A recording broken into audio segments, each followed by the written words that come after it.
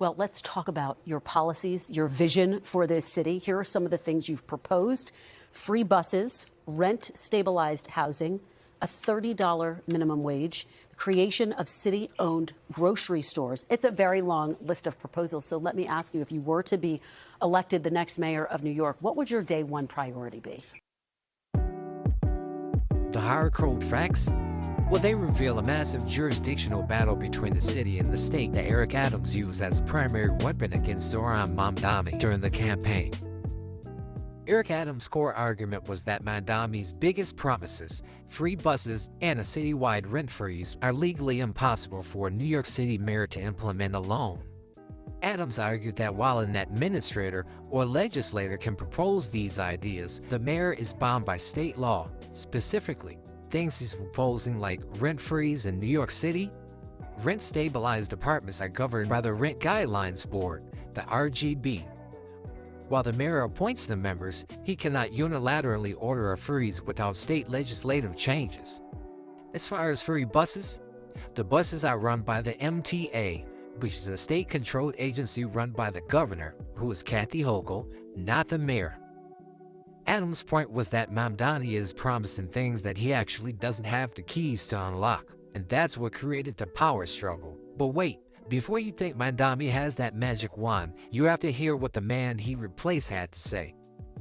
Mamdani and many of his supporters are proud democratic socialists. Yes. What do you think of democratic socialism as a set of policies for New York City at this time? Yeah, great question. And 70% of New Yorkers are not anti the term socialism.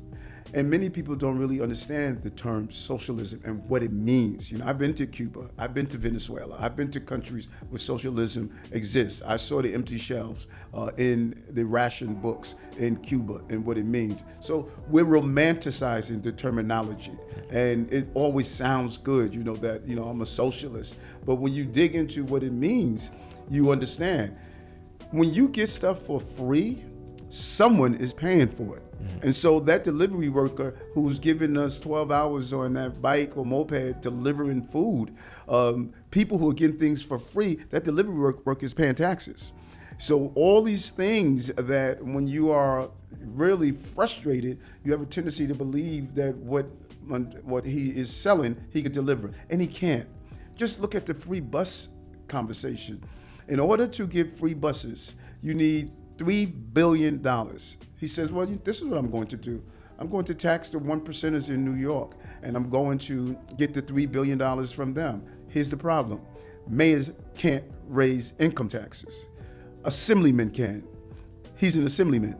He didn't do it. So why does he believe he's going to do it now when the governor said that is not going to happen? Or his socialist theory of let's open government supermarkets. Hey, what about the bodegas, brother? What about those men and women in the Korean community that open up supermarkets, that open up stores? What about the Chinese community or the Arab community? All of these communities have used their feeding of their constituencies as a way to hire people and to move up in the American dream. So we're going to totally disregard them and collapse an entire industry? Or look at this great socialist idea of emptying Rikers Island.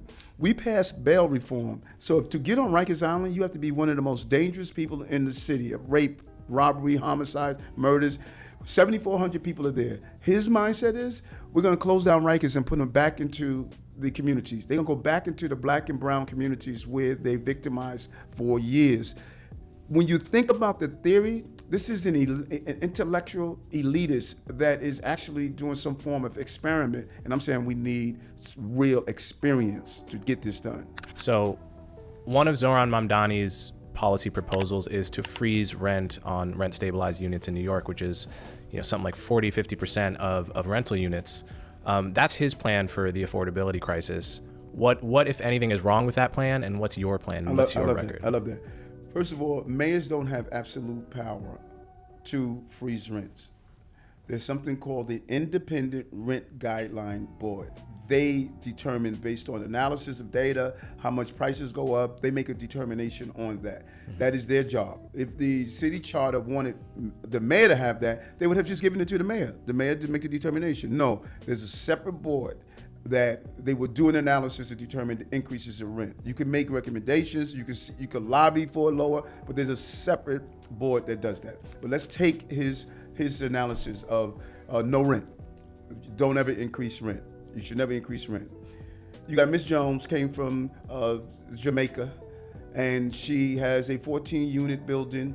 All of her wealth is in that, because black and brown and immigrant people, your wealth is in your property. All of my wealth is in my brownstone that I was able to pay my son's college tuition. So now Ms. Jones has the building. He was part of the same group of people that was during COVID saying no rent. You know, there should be a rent freeze. No one should be paying rent. Now he's saying don't even give her a 1 or 2% increase. Con Edison is going up. Insurance is going up. Taxes on that property is going up. She has tenants in her building who's not paying all the time. So now we have a family of overwhelmingly immigrants, overwhelmingly black and brown, overwhelmingly working class people. Now we have this family who can't keep up with the cost of their building. The number of families who have lost their properties because the rent roll is not equaling the cost of running the building. I have a tenant in my building, almost 6 months has not paid rent. You know, I'm fortunate enough that I can still hold on to it. But imagine that mother, that Jamaican mother, that Trinidadian mother, that Mexican family, that person from Ireland or whatever.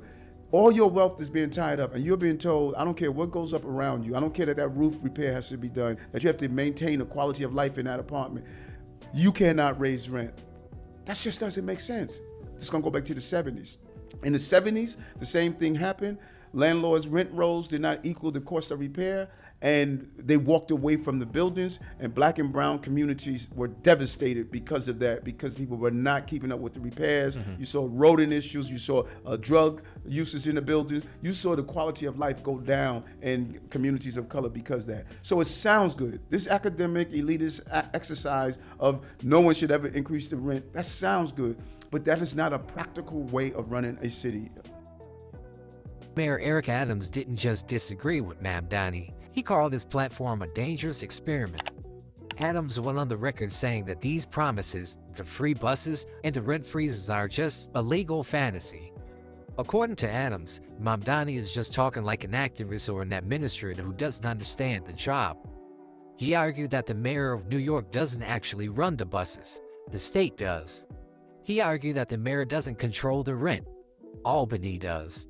Yeah, I mean, your answer kind of had two parts there. The first part was taking the point of view of landlords, which is valid, but I think a lot of people emotionally, they just don't care about landlords. Right, so they're like, world's smallest violin for that. But then the second part of your answer, I think, is the more important part, which is that, and if you've taken an economics class in high school or college, you'll remember this. It's like you put a price ceiling on apartments. The landlord isn't just going to roll over and act the same way. What they're going to do is they're going to stop maintaining your apartment. Exactly. They're going to stop repairing your apartment. And not only that, in the half of the rental market that is not rent stabilized, all of those rents are going to go up somewhat because you're artificially tampering with the prices in the other half of the market. So like my rent's going to go up. Mm-hmm.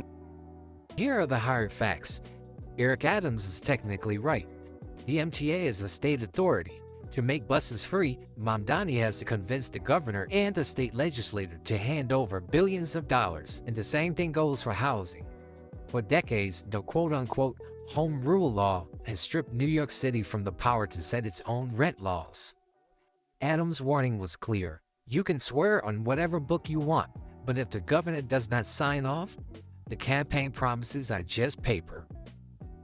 Right, and go back to, because something you said is very important. You're right, you know, small violin for a landlord, because we have misdefined landlords. We use the large landlords, 2,000, 3,000 apartments.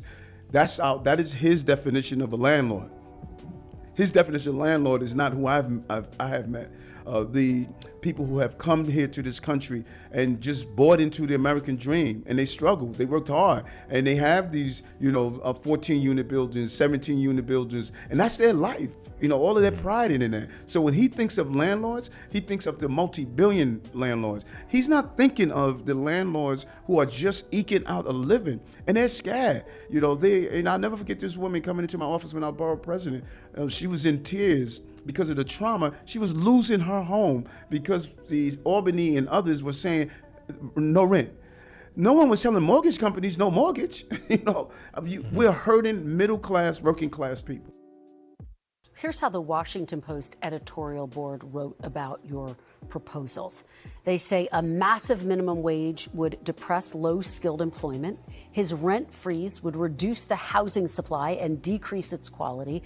Cutting bus fares would leave a transit funding hole that, unless somehow filled, would erode service. Meanwhile, the grocery business operates on thin margins, and his plan for city-run stores would probably lead to fewer options, poor service, and shortages. Mr. Mamdani, are your proposals going to hurt the very people you're trying to help? But here's where the loop gets tight. On its very first day, Mamdani didn't wait for the snake. He moved to revoke executive orders issued by Eric Adams, signaling that he is not going to play the "I don't have the power" game. He's betting that mobilizing the underground movement that got him elected, that he can force the state's hand. And Adams said that he's not trying to work within the system, he's trying to break it. We'll keep you informed and abreast of all late-breaking news as it comes in, especially pertaining to this subject. We ain't done with this yet, so go on and click that link above, and I'll be there right with you. I'll see you there.